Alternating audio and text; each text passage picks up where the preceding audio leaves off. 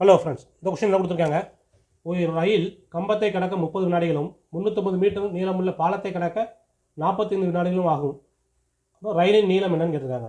ஒரு கம்பத்தை கடக்கனா ரயில் இந்த ஆரம்பத்துலேருந்து கடந்து இங்கே வரைக்கும் போகணும், இந்த கடைசி பாயிண்ட் வரைக்கும் வரணும். ஸோ அதனால் இது ரயிலின் நீளம்னு வச்சுக்கணும். அதே ஒரு பாலம்னா பாலம் எப்படி இருக்கும், ரயில் இங்கேருந்து ஆரம்பித்து ரயிலோட எண்டில் ஆரம்பிக்கிறதுலேருந்து கடைசி பாயிண்ட் போகிற வரைக்கும் உள்ளது தான் மொத்த நீளம் வரும். வேகம் ஃபார்முலா என்ன, வேகம் ஈக்குவல் டு தூரம் பை காலம். இங்கே நமக்கு ரெண்டுமே வேகம் சேம் தான், சேம் ட்ரெயின் தான்.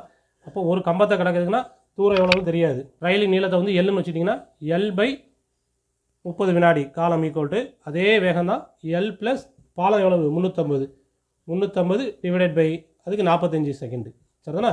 இதை கிராஸ் மல்டிப்ளை பண்ணிங்கன்னா 45 எல் ஈக்குவல் டு இது அங்கே போகுமா, இப்போ 30 எல் ப்ளஸ் 350 இன்ட்டு 30ன்னு இருக்கும்.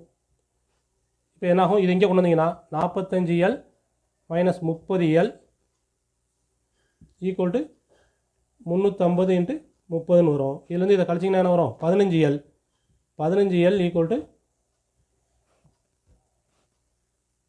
350 இன்ட்டு 30. இப்போ எல் ஈக்குவல் டு என்ன வரும், 350 இன்ட்டு 30 பை 15. இதை கேன்சல் பண்ணால் ஒரு 15 2 15 30 350 2 700. இதுதான் ஆன்சர்.